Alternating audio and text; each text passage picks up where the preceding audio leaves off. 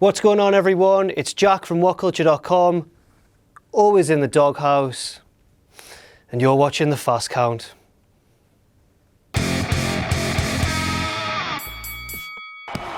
First, let's start off with all of this week's WWE news. First of all, you may have heard some reports that Triple H and Vince McMahon have clashed backstage. Now, rumours suggest that Vince McMahon isn't a fan of NXT. He sort of sees it as like a travelling sort of sideshow where none of the guys really get over, at least that's what we've heard. Whereas on Triple H's side of things, while he's clashing with Vince over NXT, he himself isn't apparently too happy with how his whole programme with Roman Reigns is going. Obviously, Roman hasn't been too accepted by the fans, they're getting on his back. Triple H is almost the babyface in this feud, and that's really starting to get to the game. Now, obviously, a lot of talk in the build to WrestleMania on April 3rd has centred around this whole weird feud between Shane and Vince McMahon. Now, a lot of us are wondering, why exactly is The Undertaker siding with Vince? He's already shown that he's not too happy to be on the chairman's side, but at the same time, he seems more than willing to do whatever Vince wants him to do. Now, actually, Kane may have cleared up some of those issues in a recent interview with TalkSport, in which he claimed that The Undertaker really didn't care what Vince had to say. Red Machine apparently said he has a challenge in front of him, and that's what it is. I don't know if there's necessarily a nefarious backstory or anything like that. Now, it's hard to tell quite how seriously we can take Kane here, because this interview was pretty much conducted in kayfabe, but Kane's a big ambassador for the company. He's often going to say what WWE want him to say, so is this what they want fans to think? Do they actually want us to not read too much into that story? And if so, isn't that quite disappointing? And finally, this week on NXT, we saw the longest encounter since that massive John Cena-Shawn Michaels match on Monday Night Raw. Sami Zayn and Samoa Joe put on a fantastic match that went for 43 minutes, which, in this day and age in the WWE, really is quite a marathon. Now, the winner of that match, spoiler alert, if you haven't seen it yet, pause the video, go and watch it, have a nice sit down and a cup of tea, come back afterwards, 43 minutes later, ready to go? The winner of that match was Samoa Joe, which means that he'll go on to face Finn Balor for the NXT Championship at TakeOver Dallas. And now for all the news from elsewhere in the world of wrestling. And would you believe it, the most improbable thing in indie wrestling's finally happened. Yes, we have a new PWG champion, because title changes over there on the West Coast, they don't happen often at all.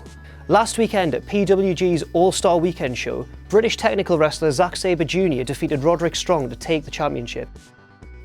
Now, we are going to talk briefly for a little bit about the incredibly crazy world of Lucha Underground. This week we saw a triple threat match between the current champion Mil Muertes, Prince Puma, and Pentagon Jr. He does that thing, you know, that I can't really, do I have to do that? Yeah, but in the end it was Mil Muertes who walked out the winner. Then Phoenix came along from backstage and announced that next week he's going to cash in his Gift of the Gods Championship, and that too should be a really exciting match. And now we head over to New Japan, because it's been quite easy to feel a little bit sorry for New Japan over the past few weeks. They've had Nakamura taken away, they've had Anderson and Gallows taken away, and now they could be getting their champion taken away. WWE are reportedly interested in Kazuchika Okada. Did I pronounce that? Kazuchi, the Rainmaker, you know, yeah. No. If you've not seen him, he's genius. He's kind of a Japanese Randy Orton, but that doesn't do him justice. He strides out on stage, he holds his arms open, and then money falls down. He once made his entrance with a dinosaur. That's not a joke, with a dinosaur. Now, all that aside, Okada is, most importantly, a fantastic wrestler, and he'd be such a big loss to New Japan if he were to be tempted away over to the West. Then again, as a WWE fan, it's also hard not to feel quite excited about the prospect of such a talent appearing on our screens as well. And finally, we've got this week's 3 biggest takeaways. Various WWE legends are confirming that they will also be appearing at WrestleMania. We've already got Austin's going to be there, Rock's going to be there, now Mick Foley's going to be there and could potentially be involved in a storyline, and most recently of all, HBK, Shawn Michaels. Block me on Twitter, we'll let that go. He's confirmed he'll be at the stadium as well. Now, secondly, Bray Wyatt is perhaps the biggest mystery going into WrestleMania. He was going to have a match with Brock Lesnar, that got canned, and now we're all at a bit of a loss to what he's going to do.